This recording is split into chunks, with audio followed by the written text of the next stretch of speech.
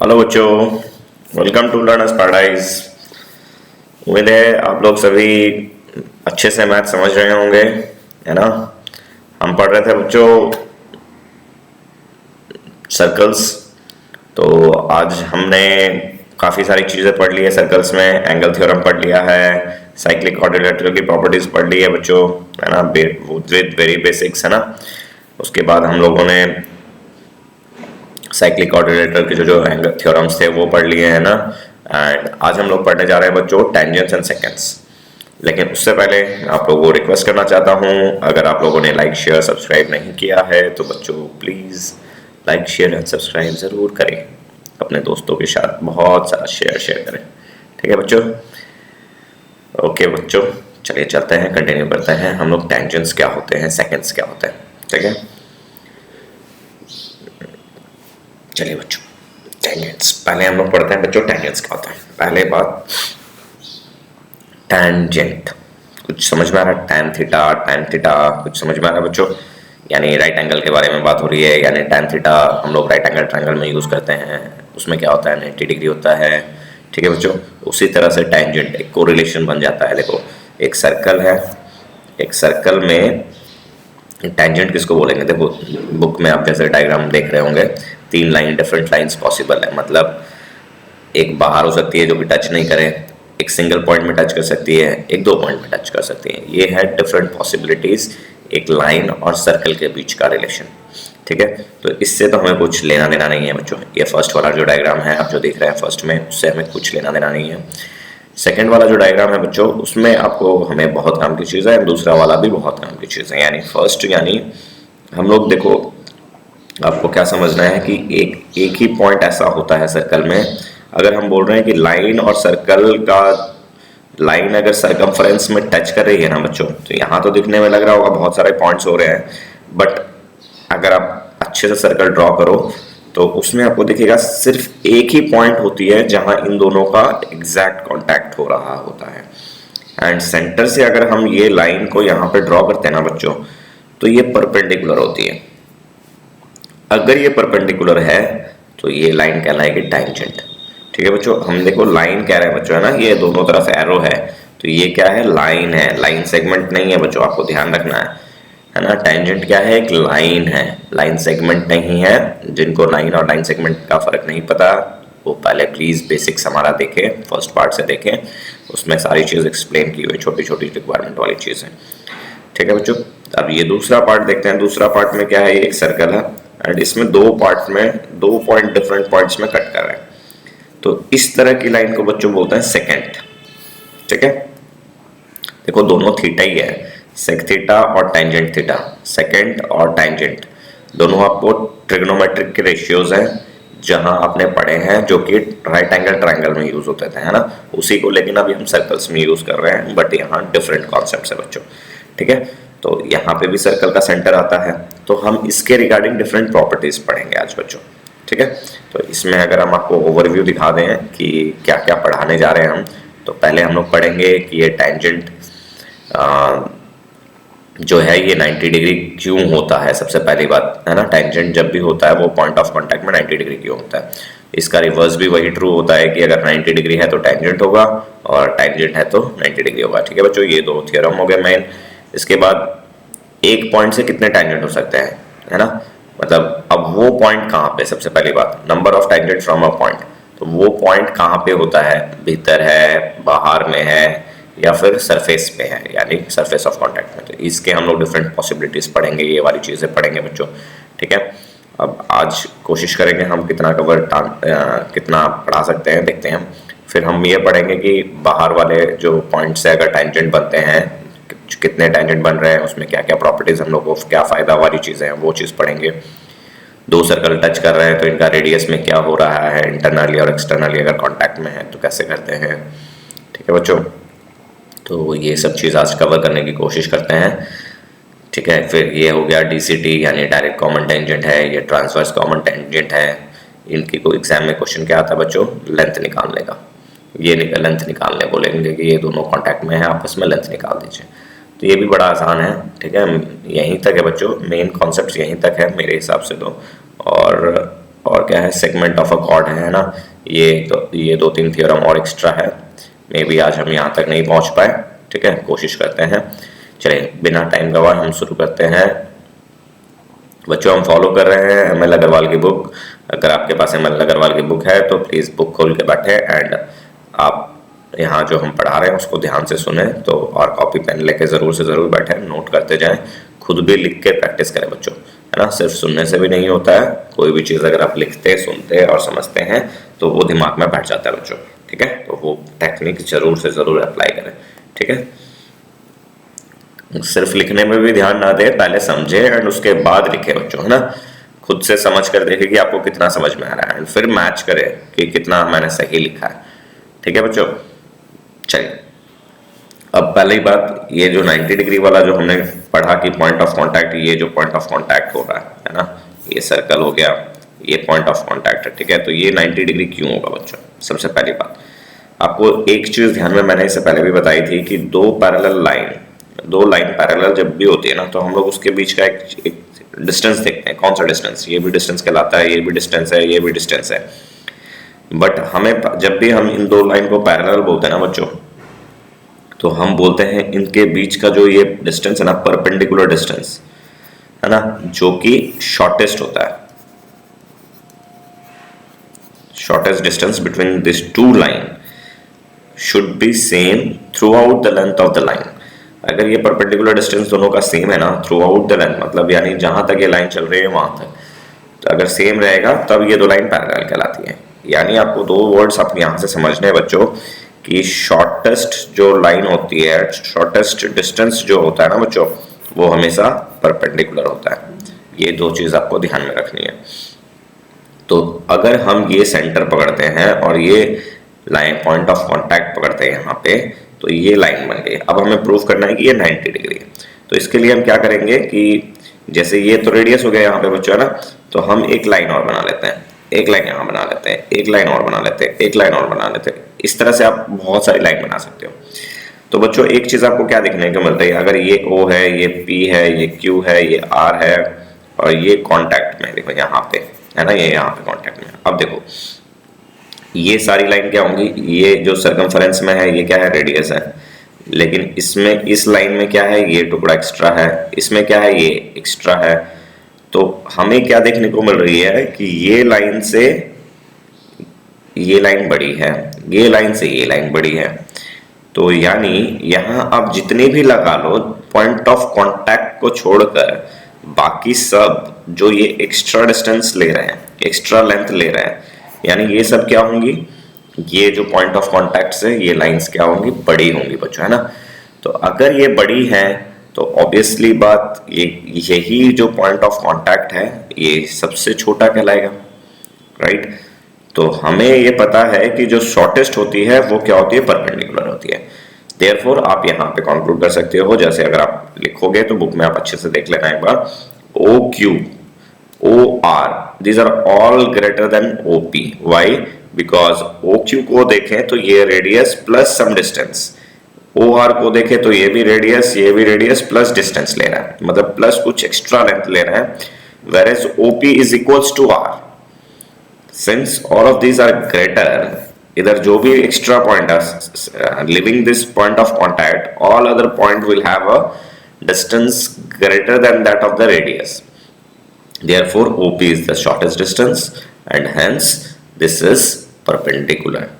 That what we get a theorem कि the tangent at any point of a circle and the radius through the point are perpendicular to each other. अब देखो theorems के नाम बच्चों, आपको words थोड़ी समझने की कोशिश करो। बच्चे को क्या होती है, बहुत सारे टेंजेंट है तो 90 डिग्री, और नहीं बच्चों थोड़ा सा क्या है, आपका स्ट्रक्चर बहुत सुंदर होना चाहिए सेंटेंस का। जब आप लिखते हो कोई चीज तो सामने वाले को आपको रट्टा नहीं मारना है, मैं आपको रट्टे मारने के लिए नहीं बोलूंगा बच्चों। देखो टेंजेंट एट, पहली लाइन को हम टुकड़ा टुकड़ा करके समझते हैं, राइट, हम तोड़ के समझते हैं। टेंजेंट एट एनी पॉइंट, समझ में आ रहा है पहले, एट एनी पॉइंट मतलब कहीं पे भी हो सकता है, ऑफ अ सर्कल, कहाँ का, सर्कल का, ठीक है। क्या बोल रहा है, एंड द रेडियस। अब देखो कौन कौन, एक टेंजेंट कोई भी पॉइंट में और radius through the point on through the point, मतलब क्या हो गया, ये रेडियस कौन सी पॉइंट में, अब रेडियस तो यहाँ पे भी हो सकता है, यहाँ पे भी हो सकता है, यहाँ पे भी हो सकता है, लेकिन जिस पॉइंट ऑफ कॉन्टैक्ट जहां हम टेंजेंट ले रहे हैं उसी पॉइंट में अगर हम रेडियस बनाते हैं, है ना, are perpendicular to each other, मतलब दे आर, अब दो चीज परपेंडिकुलर है, आपको ये मेंशन करना है। तो tangent and radius are perpendicular. अब इनको हम अच्छे से कैसे लिखेंगे, tangent at any point, at any point क्यों बोल रहे हैं, वो कहीं पे भी हो सकता है, किसका, सर्कल का, है ना, tangent of a circle eight any point, है ना।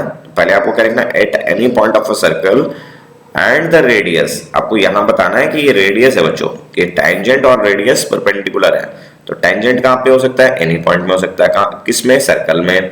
एंड रेडियस कहां हमें लेना है, रेडियस भी तो बहुत जगह हो सकता है, लेकिन हम कौन सा लेंगे, जहां हमें टेंजेंट बनाना है, वो दोनों क्या है, परपेंडिकुलर है आपस में, that is perpendicular to each other बच्चों। ठीक है, तो आपको ये चीज थोड़ी सी ध्यान रखनी है, इनका आप अगर ध्यान रखते हैं तो काफी अच्छे से आप कर पाएंगे बच्चों। ठीक है,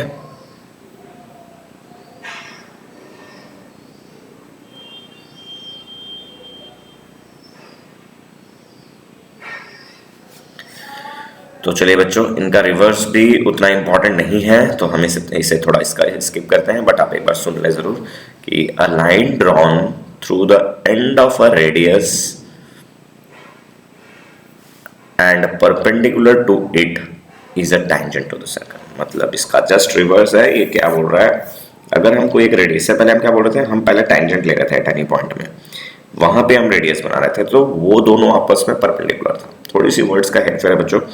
एंड यहाँ पे क्या बोल रहे हैं, पहले आप रेडियस बना लो, एंड इस रेडियस से अगर कोई भी लाइन आप परपेंडिकुलर ड्रॉ कर रहे होगे ना, ये परपेंडिकुलर ड्रॉ कर रहे हो, तो ये लाइन टेंजेंट कहलाएगी। ठीक है, तो ये जस्ट है, ये उतना इंपॉर्टेंट नहीं है, बट आपको समझना जरूरी है। ठीक है बच्चों, चलिए हम लोग स्किप करते हैं, आगे बढ़ते हैं थोड़ा सा। अब हम देखते हैं number of tangents from a point to a circle. अब देखो, जैसे हमने पहले केस में लिया था कि एक लाइन जब ड्रॉ करते हैं सर्कल के, तो हमारे पास तीन केसेस मिलते हैं, एक बाहर, भीतर और ऑन द सरफेस। उसी तरह से टेंजेंट हमें कहाँ कहाँ मिल सकते हैं, जो लाइन हम नंबर ऑफ टेंजेंट्स कहाँ कहाँ ड्रॉ कर सकते हैं, एक तो भीतर ड्रॉ कर सकते हैं, या तो भीतर हो सकता है, या तो सरफेस में हो सकता है, या तो बाहर हो सकता है। तो एक पॉइंट से कितने क्या बन सकते हैं, कहने का मतलब है, भीतर तो टेंजेंट बनेंगे नहीं बच्चों, क्योंकि परपेंडिकुलर नहीं हो सकता, रेडियस यहाँ आपस में परपेंडिकुलर नहीं हो सकती है। ठीक है, तो भीतर का तो सीन ही नहीं है। तो अगर हम पॉइंट ऑफ कांटेक्ट का बाहर का लेते हैं, एक पॉइंट लेते हैं, तो बाहर का एक पॉइंट से केवल एक ही, क्योंकि यहाँ पे आप एक रेडियस लेते हो, तो ये एक ही जगह में परपेंडिकुलर हो सकता है। ठीक है बच्चों, दो जगह नहीं हो सकते बच्चों ये आपस में परपेंडिकुलर। ठीक है ना, तो आपको ये ध्यान रखना है कि ये दोनों एक ही जगह परपेंडिकुलर होंगे, तो ये एक ही ले सकते हैं। ठीक है बच्चों, तो हम यहाँ पे देखते हैं, ये हो गया ऑन द सरफेस। और अब हम एक्सटर्नली अगर पॉइंट की बात करते हैं, तो एक पॉइंट ऐसे, तो आप सोचो अगर हम यहाँ पे बनाते हैं, तो ये तो ऐसे कोई भी एक दो लाइन बना सकते हो आप, राइट, यहाँ पे भी बना सकते हो, लेकिन टच तो सिर्फ, जैसे ये सन है, सोचो ये अर्थ है ना, तो उस हिसाब से आप इसे सोचोगे तो ये एक्सटर्नल पॉइंट है। ये बिल्कुल ज्योग्राफी का एक बहुत अच्छा एग्जांपल है। ये सन, इस तरह से सन की रेज गिर रही है यहाँ पे ना, तो ये ऑन द सरफेस जो है, ये दो ही पॉइंट में परपेंडिकुलर होती है बच्चों। यहाँ पे ये जो है ना, अगर ये यहाँ पे एक पॉइंट टच करेगी, यहाँ पे एक पॉइंट टच करेगी, तो ये यहाँ से परपेंडिकुलर होती है। एंड ये अगर हम लोग ये कॉमन लाइन ले लेते हैं, इसका जो थ्योरम है आगे जाके आपको वो समझ में आएगा बच्चों। तो आपको मेन इसमें क्या समझना है कि ऑन द सरफेस सिर्फ एक पॉइंट पे अगर कांटेक्ट हो रहा है तो वो एक ही टेंजेंट बनाएंगे, और बाहर का अगर एक्सटर्नल पॉइंट लेते हैं तो वहाँ दो पॉइंट ऑफ कांटेक्ट मिल रहे हैं सर्कल में, तो दो टेंजेंट्स बनते हैं बच्चों। ठीक है, तो बस इसमें से इतना ही समझना है बच्चों, ज़्यादा कुछ नहीं देखना है। ज़्यादा पढ़ोगे, देखो कोई चीज़ को ज़्यादा भी नहीं पढ़नी है, जितनी ज़रूरतें हैं हम उतनी पढ़ेंगे। तो अब हमें देखना है कि देखो सवाल कहाँ से आ सकता है ना बच्चों। तो सवाल देखते हैं कहाँ पे क्या आ सकता है। अब ये क्वेश्चन इंपॉर्टेंट क्यों हो जाता है बच्चों, क्योंकि इसमें से क्वेश्चन बनते हैं काफ़ी सारे। इसमें कभी आपको इसकी लेंथ निकालने बोल देगा, कभी ये एंगल निकालने बोलेगा, कभी ये एंगल निकालने बोल सकता है, तो कुछ भी पूछ सकता है इसमें से। तो हम ये सारा चीज़ सीखने को सीखेंगे। देखो बच्चों, अगर आपको ये डिस्टेंस दी हुई है, रेडियस दी हुई है, तो ये क्या हो जाएगा, ये एक तरह से परपेंडिकुलर हो गया। अगर ये हम लोग थीटा, ये अगर थीटा मानते हैं, तो ये क्या हो जाएगा बच्चों, परपेंडिकुलर, ये बेस या हाइपोटेनस, तो एक राइट एंगल ट्रायंगल बन रहा है इस केस में भी। एंड यहाँ पे भी क्या हो रहा है, राइट एंगल ट्रायंगल बन रहा है। अगर आप देखोगे बच्चों, तो ये ट्रायंगल और ये ट्रायंगल क्या है बच्चों, एक तरह से सिमिलर हो जाएगा। क्यों? ये रेडियस, ये 90 डिग्री, ये 90 डिग्री। ठीक है बच्चों, एंड ये क्या है? कॉमन लाइन है। तो अगर आप देखो और क्या कर सकते हो बच्चों इसमें, अगर आप देखो तो क्या हो गया इसमें, angle side angle, A S A की प्रॉपर्टी से, नहीं ऐसे तो नहीं, क्या ए एस ए यूज कर सकते हो बच्चों? जरा देख के बताना मेरे को। तो बच्चों आप क्या देख रहे हो, इसमें कौन सा लगेगा बच्चों? ए एस ए लगेगा या क्या लगेगा बताओ जल्दी। तो आप इसमें देखोगे बच्चों कि आर एच एस लग रहा है ना, 90 डिग्री बेस और हाइपोटेनस अगर इक्वल हो रहे हैं तो हमें कौन सा लग रहा है? आर एच एस थ्योरम लग रहा है कॉन्ग्रुएंसी का। ठीक है बच्चों, जब ये एंगल और ये 90 डिग्री बेस और ये हाइपोटेनस इक्वल हो रहे हैं तो हम आर एच एस रूल से इन दोनों ट्रायंगल को कॉन्ग्रुएंट बता सकते हैं। जब आपको कॉन्ग्रुएंट मिल गया बच्चों, मैंने आपको शुरू में बताया था एक ट्रायंगल के छह डिफरेंट चीजें होती हैं, that is 3 angles and 3 sides. अगर कॉन्ग्रुएंट प्रूव हो गया बच्चों, ट्रायंगल अगर कॉन्ग्रुएंट प्रूव कर देते हो आप, तो आप अगर 3 चीजें यूज करके कॉन्ग्रुएंट प्रूव करते हो, राइट, तो बाकी 3 चीजें ऑटोमेटिकली इक्वल होती है बच्चों। ठीक है, जिसको हम सीपीसीटी बोलते हैं। ठीक है, तो अगर ये 2 ट्रायंगल आप लोगों ने इक्वल प्रूव कर लिया, यानी कॉन्ग्रुएंट प्रूव कर लिया, तो आपको क्या पता चलता है? आप हमने क्या किया, ये और ये इक्वल प्रूव किया, ये कॉमन हो गया दोनों में, एंड तो हम और ये एंगल भी इक्वल है। तो इस केस से आपको क्या मतलब पता चल जाता है कि ये साइड और ये साइड भी इक्वल है, यानी यहाँ पे ये जो टेंजेंट बन रहे थे ये टेंजेंट आपस में इक्वल होंगे बच्चों। ठीक है, ये एंगल और ये एंगल भी इक्वल होंगे एंड ये एंगल भी इक्वल होंगे। ठीक है बच्चों, तो इसमें आपको समझने की सिर्फ 2 चीजें हैं कि अगर एक्सटर्नल पॉइंट से एक एक्सटर्नल पॉइंट लेते हैं हम लोग तो वो 2 टेंजेंट बनाता है जिनकी लेंथ इक्वल होती है बच्चों। यानी अगर आप थ्योरम को देखें, थ्योरम 15.12 जो है, तो पहला स्टेटमेंट लिखा हुआ इसमें, if 2 tangents are drawn from an external point to a circle, है ना, the length of the tangents are equal, जो कि हमने ये प्रूव किया कि ये लेंथ इक्वल है बच्चों। दूसरा क्या लिखा हुआ है, देखो बहुत इंपॉर्टेंट है बच्चों ये चीज, है ना, इसमें आपको वर्ड्स बहुत समझने की जरूरत है। The tangent subtends equal angle at the centre. अब देखो इसमें से आपको कंफ्यूजन हो रही है, ये तो चलो समझ में आ गया, और ये एंगल को क्या बोलते हैं, समझ में आ रहा है? तो जो length, the tangent subtends equal angle at the centre का मतलब कौन सा एंगल हो गया बच्चों, ये या फिर ये। अब यहाँ पे वर्ड यूज हो रहा है सेंटर, तो बच्चों सेंटर में कौन सा वर्ड है, ये वाला एंगल है, हमें ये एंगल है। तो हमेशा ये चीज ध्यान में रखना, क्वेश्चन में अगर पूछता है कि find the angle subtended by the tangent at the centre, तो आपको ये नहीं ये निकालना है। ठीक है, तो ये चीज आपको ध्यान रखनी है। थर्ड देखो क्या है, the tangents are equally inclined to the line joining the point and the centre of the circle. क्या बोल रहा है, इक्वली इंक्लाइंड किससे है, line joining the point and the centre, मतलब ये जो टेंजेंट है ये है इंक्लिनेशन एंगल। यानी हम फिर से एक बार थोड़ी सी समझ लेते हैं इसको, 3 चीजें आपको समझनी है जो कि बहुत इंपॉर्टेंट है बच्चों। ये थ्योरम बहुत काम आने वाला है बच्चों आपको। ठीक है, तो हमें ये देखना है, ये एक्सटर्नल पॉइंट था हमारा, ये यहाँ पे एक पॉइंट पे टच हो रहा है, ठीक है बच्चों, और यहाँ पे एक पॉइंट पे टच हो रहा है। तो पहली बात तो ये आपस में अगर सेंटर हम यहाँ बनाते हैं तो ये सेंटर से आपस में क्या होंगे, 90 डिग्री होंगे पहली बात।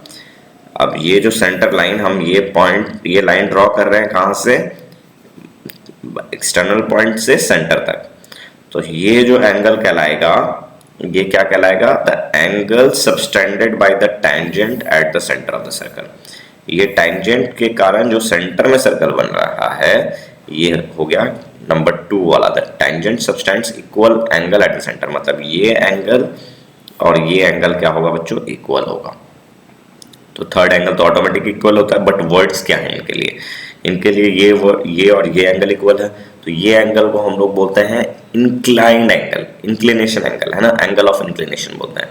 तो क्या बोल रहा है, द टेंजेंट्स, दोनों टेंजेंट्स क्या है, इक्वली इंक्लाइंड है, अगर ये थीटा है तो ये भी थीटा है बच्चों, है ना। तो बोल रहा है are equally inclined to the line, ये लाइन में है ना इनका इंक्लिनेशन, कहाँ से ज्वाइन हो रही है, to the point and the centre of the circle. तो ये 3 चीजें आपको थ्योरम बहुत अच्छे से याद रख लेना है बच्चों। अगर आप थ्योरम अच्छे से याद करते हो तो काफ़ी आप अच्छे से समझ भी जाओगे बच्चों। ठीक है, तो चलिए आगे बढ़ते हैं। तो उम्मीद है आपको समझ में आया होगा। 3 पॉइंट्स याद रखनी है। टेंजेंट्स इक्वल होते हैं, टेंजेंट जो सबटेंड कर रहा है सेंटर में एंगल, वो एंगल इक्वल होंगे एंड इंक्लिनेशन एंगल भी इक्वल होगा। ठीक है बच्चों, तो ये आपको ध्यान में रखना है। ठीक है, एक बार तो आपको क्या है बच्चों, एक आप A4 शीट में ना सारे सर्कल्स के जितने थ्योरम्स है सारे को नोट कर लें, खुद से याद करके समझ कर, पहले तो समझ लें फिर याद कर लें एंड उसके बाद खुद से लिखें कि आपको सारा थ्योरम्स आ रहा है कि नहीं आ रहा है। फिर चेक करें कि कौन सा मिस हो गया, तो उसको फिर से याद करके फिर से कॉपी में लिखें ताकि रिवीजन करते समय आपको बहुत मदद मिले। एंड A4 शीट का इस्तेमाल करोगे ना बच्चों, तो चैप्टर वाइज आपको मेन चीज़ें का नोट्स बना लो। रिवीजन करते समय सिर्फ उनको देख के जाना है, तो काफ़ी फटाफट आपका सारा काम हो जाता है। फिर उस समय बुक्स को पलटाने की ज़रूरत नहीं होती बच्चों, है ना। तो वो टाइम सेविंग होता है। एक नोट्स बनाना बहुत ज़रूरी होता है ना। तो ये आप हम हैबिट में ज़रूर से जरूर डालें कि जब भी कोई चैप्टर खत्म होता है उनका एक अच्छे से नोट्स बना लें A4 शीट में। जो इंपॉर्टेंट फार्मूलाज है वो लिख लें, क्या करना है, कौन कौन सी गलती आप कर रहे हैं उनको भी नोट करें। तो इस तरह से आप काफ़ी अच्छा स्कोर कर सकते हैं बच्चों, है ना। एंड मैथ्स ऐसा सब्जेक्ट है बच्चों जहां आप 100 आउट ऑफ 100 ला सकते हैं। ठीक है ना, इसमें कोई डिफिकल्ट नहीं है, बस कॉन्सेप्ट्स आपके क्लियर होने चाहिए बच्चों। ठीक है, तो चलिए हम लोग बढ़ते हैं आगे टचिंग सर्कल्स में। अब टचिंग सर्कल्स में क्या लिखा हुआ बच्चों, टचिंग एक्सटर्नली हो सकता है, इंटरनली हो सकता है। तो ये बड़ा आसान क्वेश्चन है। तो इसमें क्या बोल रहा है बच्चों, अगर ये 2 सर्कल है आपस में, सॉरी मैंने गलत लिखा डायग्राम, ये एक सर्कल बन गया बच्चों और यहाँ से बनाना है मेरे को एक सर्कल दूसरा। ठीक है बच्चों, तो ये पॉइंट ऑफ कांटेक्ट एक ही होता है और यहाँ पे एक ही टेंजेंट बन सकता है, राइट बच्चों। ठीक है, तो ये हो गया एक्सटर्नली टचिंग और इंटरनली मतलब भीतर हो जाएंगे। तो इस केस में बच्चों देखो रेडियस क्या हो जाएगा, मतलब डिस्टेंस बिटवीन द सेंटर्स। बहुत जरूरत हमें जो सवाल आते हैं वो डिस्टेंस बिटवीन द सेंटर्स के आते हैं। तो ये दोनों का डिस्टेंस क्या हो जाएगा, अगर इनका रेडियस ये है और यहाँ तक इसका रेडियस है और इसके यहाँ तक इसका रेडियस है, ये R1 है ये R2 है बच्चों, तो इनका total distance between the centres क्या हो जाता है, R1 प्लस R2। ठीक है बच्चों, क्योंकि आपको एक चीज़ समझनी है। एंड अगर यही सर्कल अगर इंटरनली होता, सोचो यहाँ पे है, यहाँ पे बच्चों, है ना, और ये सोचो इसका डिस्टेंस हो गया R2 एंड इनका रेडियस है R1, तो डिस्टेंस बिटवीन द सेंटर्स क्या हो जाएंगे बच्चों, ये हमें हटाना पड़ेगा, राइट। ये डिस्टेंस हटाना, ये मतलब ये डिस्टेंस हमें चाहिए। ये टोटल R2 है, ये R1 है, तो क्या हो जाएगा बच्चों, और ये भी R1 हो जाएगा, तो R2 माइनस R1 करेंगे तो इनके डिस्टेंस बिटवीन द सेंटर्स आ जाएंगे हमारे पास। ठीक है बच्चों, एक ये हो गया। एक और जो यहाँ पे नहीं दिया हुआ वो मैं आपको समझाना चाहूँगा, जो आपको DCT में समझ में आएगा बच्चों। डायरेक्ट कॉमन टेंजेंट जब और ट्रांसवर्स जब बनाते हो ना बच्चों, तब आपको काफ़ी काम आता है। तो ये R1 है, यहाँ पे हमें इनका एक, उस समय आपको एक ये लाइन बहुत काम आती है ना। तो ये अगर R1 है बच्चों एंड ये अगर R2 है इनका रेडियस, तो इनके बीच का डिस्टेंस क्या हो जाएगा बच्चों, तो ये आप उस समय x मान लें, या तो दिया रहेगा गैप बिटवीन द सर्कल या तो नहीं है। तो इनका अगर डिस्टेंस बिटवीन द सेंटर देखा जाए तो R1 plus R2 plus x, तो ये होता है जो आपको बाद में काम आने वाला है बच्चों। ठीक है, तो चलिए बढ़ते हैं आगे। तो अब देखिए ये DCT आ गया बच्चों, ठीक है ना, जो मैंने आपको बताया। अब इसी को आप देखो, आपको अब मेन कॉन्सेप्ट्स यहाँ समझ में आने को आ जाएंगे। देखो डायरेक्ट कॉमन टेंजेंट, कॉमन तो पहले आपको वर्ड समझ में आ रहा है कि ये डायरेक्ट मतलब क्या है, अगर ये ऊपर ही ऊपर टच कर रहे हैं, है ना, क्रॉस नहीं बना रहा, तो ये कहलाएगा डायरेक्ट कॉमन टेंजेंट। मतलब इसमें और इसमें दोनों में ये क्या है, रेडियस से 90 डिग्री बन रहा है। इनका रेडियस यहाँ पे 90 डिग्री बना रहा है, इनका रेडियस यहाँ पे 90 डिग्री बना रहा है, ये भी यहाँ पे 90 डिग्री बना रहा है। तो ये कहलाएंगे डायरेक्ट कॉमन टेंजेंट बच्चों, जो ऊपर से मतलब आपस में दोनों टेंजेंट कहीं क्रॉस नहीं कर रहे। ठीक है, अगर यही 2 टेंजेंट आपस में सोचो यहाँ पे है ना, तो ये यहाँ पे एंड ये यहाँ पे, तो यहाँ पे एक पॉइंट ऑफ इंटरसेक्शन आ जाता है। मतलब इनके सरकमफ्रेंस में तो टच करेंगे ही, जहाँ रेडियस से 90 डिग्री होंगे, है ना, ये 90 डिग्री होंगे यहाँ पे, है ना, ये 90 डिग्री होंगे, तो ये एक पॉइंट ऑफ इंटरसेक्शन आ जाता है। तो इनको बोलते हैं ट्रांसवर्स, यानी एक क्रॉस बनता है तो ट्रांसवर्स, और ऐसे ऐसे अगर बन रहा है तो ये डायरेक्ट। ठीक है बच्चों, ये 2 वर्ड आपको ध्यान में रखना है, ये बहुत इंपॉर्टेंट है, इससे क्वेश्चंस भी बनते हैं बच्चों। ठीक है, अगर आप बड़ी क्लासेस में मैथ्स लेते हो, सीनियर क्लासेस में, तो आपको ये सब चीज़ काफ़ी काम आने वाली है बच्चों। ठीक है, तो चलिए अभी हम देखते हैं थ्योरम क्या बोल रहा हमारा थ्योरम आ गया है, if two circle touch then the point of contact lies on the straight line joining their centres. समझ में आ रहा है? बहुत आसान है, इसमें कुछ एक्सप्लेनेशन नहीं है बच्चों, ये आप स्किप कर सकते हो, उतना इंपॉर्टेंट नहीं है। तो खाली ये समझने की देरी है ना कि मतलब ये जो पॉइंट ऑफ कांटेक्ट और ये है ना, जिसमें क्या कहना चाह रहा है कि अगर ये टच हो रहा है यहाँ पे ना, तो ये पॉइंट ऑफ कांटेक्ट और रेडियस और ये तीनों क्या है, कोलिनियर होते हैं। बस कोलिनियर यानी सेम लाइन में लाई कर रहे हैं, ठीक है। ये चीज़ हो जाती है, कोई दिक्कत नहीं है। क्यों, कैसे अगर प्रूव करना है, तो ये अगर हम इसको टेंजेंट मान लेते हैं तो ये 90 डिग्री, ये अगर ये सर्कल और ये लाइन को मानते हैं, है ना, तो ये आपस में 90 डिग्री हो गई, है ना। अब वैसे ही ये सर्कल और ये लाइन यानी ये टेंजेंट है, तो ये भी 90 डिग्री हो गया, एंड तीनों क्या है, दोनों मिला के क्या हो जाएगा, 180 डिग्री। तो अगर 180 डिग्री होते हैं बच्चों, तो ये आपस में स्ट्रेट लाइन हो जाती है, ठीक है। बहुत आसान है, उतना इम्पोर्टेंट नहीं है, इसलिए हम इसे थोड़ा सा स्किप करते हैं। इंपॉर्टेंट देखते हैं हम क्या क्या है। अब चलो बच्चों हम लोग देखते हैं इस केसेस में सेगमेंट ऑफ अ कॉर्ड। आपको सेगमेंट के बारे में तो पता ही है बच्चों, सेगमेंट के बारे में मैंने पढ़ाया है आप लोगों को कि इस फर्स्ट पार्ट में ही मैंने एक्सप्लेन किया था कि सेगमेंट क्या होती है। सर्कल सही नहीं बनता बच्चों, अगर जनरली आपको सुंदर सर्कल बनाना है बच्चों, डॉट डॉट यूज़ किया करें, ऐसे ऐसे dot dot dot dot dot dot use करके फिर आप धीरे से फिर आप इसको डीप करोगे तो ये सर्कल सुंदर बनता है बच्चों, ठीक है। तो ये सर्कल अच्छा बन जाता है, ठीक है बच्चों। अब सेगमेंट क्या होता है बच्चों, अब segment of a cord, segment का मतलब क्या होता है। सबसे पहली बात तो देखो, सर्कल्स में सेगमेंट्स दो तरह से देखा जाते हैं, ठीक है, तो आप थोड़ा ध्यान दीजिएगा। पहली बात तो सेगमेंट्स, हम तो ये जो कॉर्ड है ना, इनके जो रीजन थे पहले वो पढ़े थे कि इनको सेगमेंट कहा जाता है, ठीक है। अब यहाँ पे बोल रहा है सेगमेंट ऑफ अ कॉर्ड, वहाँ पे सेगमेंट ऑफ अ सर्कल था, यहाँ पे क्या है, segment of a cord. Segment, line segment, segment को वर्ड को कंफ्यूज नहीं करना बच्चों, ठीक है। तो सेगमेंट का मतलब होता है टुकड़ा, ठीक है, तो कॉर्ड का टुकड़ा। यहाँ पे हम देखेंगे क्या पढ़ समझाना चाह रहा है हमें, ठीक है बच्चों। तो ये क्या है, सेगमेंट है। अब इनका टुकड़ा हो सकता है, ठीक है, यानी इसको कोई पॉइंट है जो इंटरनली या एक्सटर्नली इनको डिवाइड कर रही है, ठीक है बच्चों। तो वो आपने जैसे अगर लाइन पढ़ा था, लाइंस का आप लोग का है क्लास 10 में, आप लोग का है इक्वेशन ऑफ अ लाइन, जिसमें आप पढ़ते हो कि अगर ए बी है, एक पॉइंट आ जाता है जो इनको इंटरनली डिवाइड करता है m/n के रेशियो में, है ना, m1 m2 या mn के रेशियो में, तो आप इसको पॉइंट ऑफ कांटेक्ट को p लिख लेते हो। तो इसका इक्वेशन बनाना हो तो m, अगर ये x2 है, ये x1 है, तो mx2 + nx1 / m + n करके आप वो कैलकुलेट करते हो, ठीक है ना बच्चों। कुछ इसी तरह से यहाँ पे भी सोचो कि डिवीज़न होना है, मतलब एक पॉइंट ऑफ कांटेक्ट से इन सेगमेंट्स को डिवाइड किया जा रहा है। तो यहाँ पे सोचो अगर ये ए बी है, तो ये पॉइंट ऑफ पी अगर मानते हैं तो ये कुछ रेशियोज में बटेंगे आपस में, राइट। तो वही चीज़ हमें देखनी है, चलिए वही देखते हैं हम लोग, है ना। एंड आपने तो सिर्फ लाइन में इंटरनल डिवीज़न किया हुआ है बच्चों, मेरे को पता है कि आप लोगों को शायद एक्सटर्नल डिवीज़न नहीं पढ़ाया गया होगा, लेकिन फिर भी यहाँ पे ज़रूरी है एक्सटर्नल डिवीज़न। तो थोड़ा सा मैं आपको थोड़ा सा आइडिया दे देता हूँ। अगर ये ए बी एक लाइन है, इसका एक्सटर्नल डिवीज़न का मतलब क्या होता है बच्चों, एक तरह से ये सोचो कि ये पॉइंट है ना, या फिर ये पॉइंट सोच लेते हैं। एक्सटर्नल डिवीज़न मतलब क्या होता है, ये पॉइंट पहले इस लाइन से ज्वाइन होगी, फिर ये पॉइंट इससे ज्वाइन होगी। अब पहले हम लोग ना इसको ऐसे समझते हैं बच्चों, ये ए बी है, यहाँ एक पॉइंट है, इसको ऐसे समझ लो, ठीक है। ये पी है, तो ये पी ए पहले इसको ज्वाइन कर रहा है, पी बी इसको ज्वाइन कर रहा है, ये ए बी। तो उसी तरह से ये समझो ये पी है, तो पी ए पहले क्या बन रहा है, पहले इसके साथ लाइन बनाएगा, फिर पी बी इसके साथ लाइन बना रहा है, तो इनका रेशियो अलग अलग, ये लाइन, ये गोटा, ये इनका रेशियो क्या हो जाता है, P A by P B. Externally अगर कोई पॉइंट लेते हैं बच्चों, तो डिवीजन क्या होता है, बाहर वाला पॉइंट से भीतर का एक पॉइंट, फिर भीतर का दूसरा पॉइंट, यानी पी ए पी बी।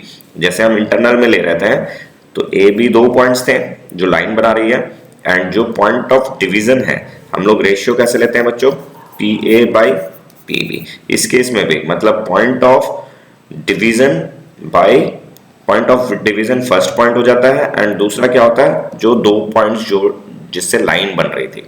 तो इस केस में बच्चे आप कंफ्यूज ना हो कि आप, बहुत सारे बच्चे क्या करते हैं इसमें P B by A B ले लेते हैं, तो ये गलत है बच्चों, ये आपको नहीं लेना है। इसमें आपको ध्यान क्या रखना है कि जो पॉइंट डिवाइड कर रहा है उससे पहला पॉइंट, फिर उससे दूसरा पॉइंट, यानी P A P B, P A B B. इसमें भी सेम केस है, जो डिवाइड कर रहा है उससे पहला पॉइंट, उससे दूसरा पॉइंट। ठीक है बच्चों, तो इस तरह से आपको समझना है। तो चलिए इससे रिलेटेड थ्योरम्स हम देखते हैं क्या है। ठीक है, तो देखो ये दो थ्योरम्स भी बहुत आसान है। अगर आप देखो तो इसमें आपको क्या है, सिमिलर ट्रायंगल्स जो आपने पढ़ा था उनका एप्लीकेशन है। तो हम लोग देखते हैं पहले क्या है। देखो दो जो कॉर्ड्स हैं वो इंटरनली डिवाइड हो सकते हैं, ये पॉइंट ऑफ इंटरनल डिवीजन हो गया। ठीक है, कॉर्ड क्या हो सकते हैं, एक्सटर्नली डिवाइड हो सकते हैं बच्चों। यानी एक्सटर्नली, यानी ये कॉर्ड था, ये दोनों कॉर्ड है, इनका पॉइंट ऑफ डिवीजन ये वाला है। आप इससे कंफ्यूज ना हो बच्चों कि एक्सटर्नल जो पॉइंट में हमने टेंजेंट वाला पढ़ा था उससे कंफ्यूजन नहीं होना है बच्चों।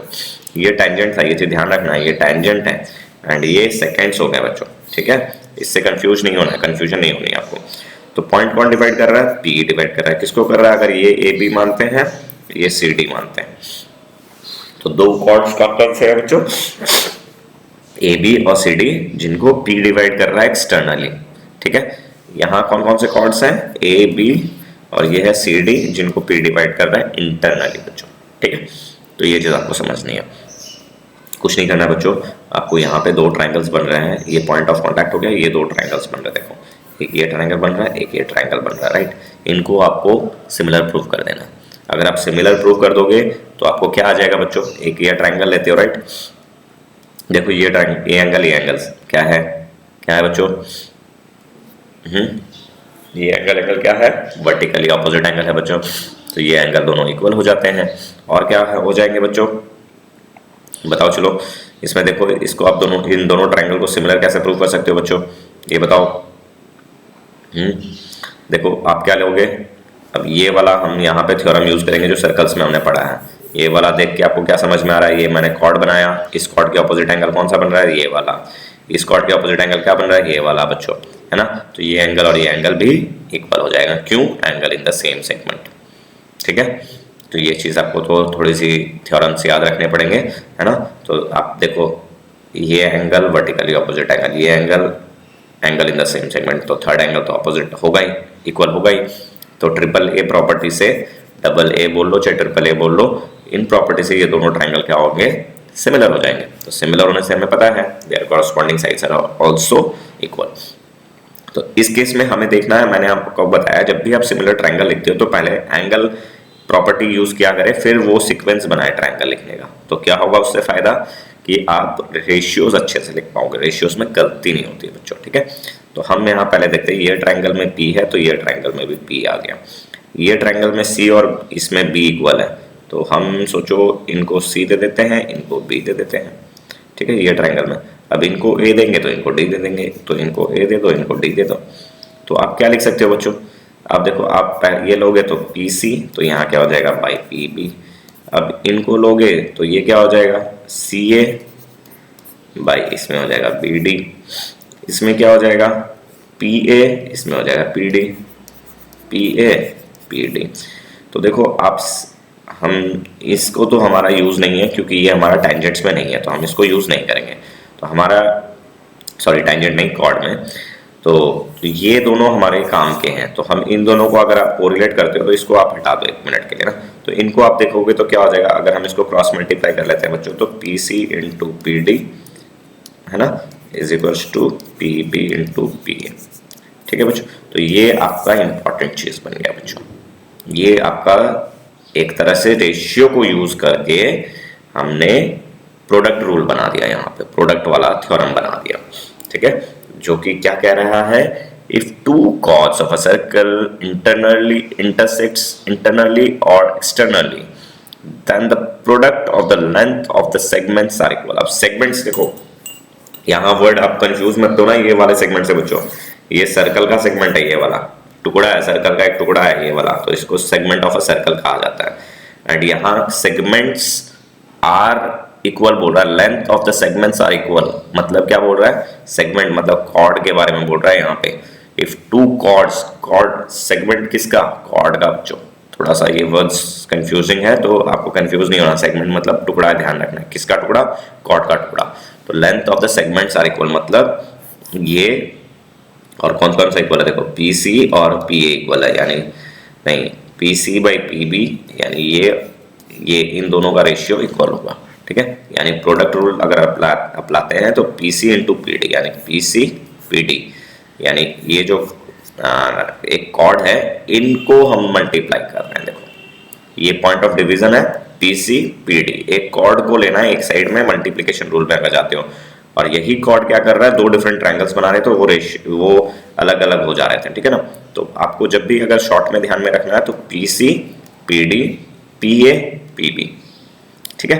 तो ये आपको प्रोडक्ट ध्यान में रखना है कि क्या लिखा हुआ है, the product of the length of segments are equal, product of the length of segments मतलब एक ही कॉर्ड का आपको अगर अब देखो इसी प्रॉपर्टी को यूज करके आप इसी में देखो तो सेम चीज है। तो ये पॉइंट ऑफ डिवीजन है, तो सेगमेंट कौन कौन सा बनाएगा, ये मैंने आपको बताया था कि ये पहले इससे बनाएगा फिर ये इससे बनाएगा, तो हम यहाँ पे भी यही चीज लिखेंगे बच्चों, P A into P B is equal to पहले इससे फिर इससे, यानी P C into P D, ठीक है बच्चों। तो आपको ये चीज ध्यान में रखनी है, ठीक है। और उसी तरह से आप इन ट्रायंगल को भी, इसमें भी आप ये दो ट्रायंगल लोगे, ये पहले एक बड़ा triangle A P B A B D P को आप सिमिलर प्रूफ कर दो, सिमिलर प्रूफ करने के बाद उनके रेशियोस ले लो, तो आप यहाँ तक आसानी से पहुँच जाओगे। ये मैं आपके लिए छोड़ रहा हूँ, ये आप करें एंड आप देखें, आपसे आसानी से हो जाएगा बच्चों, ठीक है। तो हमने ये वाला थ्योरम भी देख लिया। अब आगे क्या है बच्चों, अब एक ये थ्योरम बचा है बच्चों, angles in the alternate segments. उसके बाद क्या बचा हुआ है बच्चों, ये वाला दूसरा थ्योरम बचा हुआ है। इसके बाद आ जाते हैं न्यूमेरिकल्स में। तो बच्चों आज के लिए हम इतना ही करते हैं, नेक्स्ट पार्ट में मिलते हैं आपसे। तो उसमें हम ये angles in the alternate segment और एग्जाम्पल सॉल्व करेंगे, उसमें प्रीवियस ईयर क्वेश्चंस भी सॉल्व करेंगे, ठीक है बच्चों। तो उम्मीद है आपको क्लास में काफ़ी कुछ समझ में आया होगा एंड अच्छा लगा है बच्चों। तो please like share and subscribe ज़रूर करें, ताकि मैं भी काफ़ी मोटिवेटेड रहूं एंड और अच्छी वीडियोस बनाऊं बच्चों, ठीक है ना। तो प्लीज़ शेयर तो ज़रूर से ज़रूर करें ना, अपने फ्रेंड्स लोग से करें, उनका भी फ़ायदा होने वाला है बच्चों। ये नहीं कि मेरे को चैनल मिल गया एंड मैं एंजॉय कर रहा हूँ, मेरे को सब समझ में आ रहा है, ये चीज़ नहीं करना है बच्चों। अपने दोस्तों के साथ जितना शेयर करोगे मेरा भी फ़ायदा है एंड आपके फ्रेंड्स का भी फ़ायदा होगा, ठीक है ना बच्चों। तो मिलते हैं बच्चों नेक्स्ट क्लास में। Till then, bye bye. See you in the next video. Okay, thank you, बच्चों.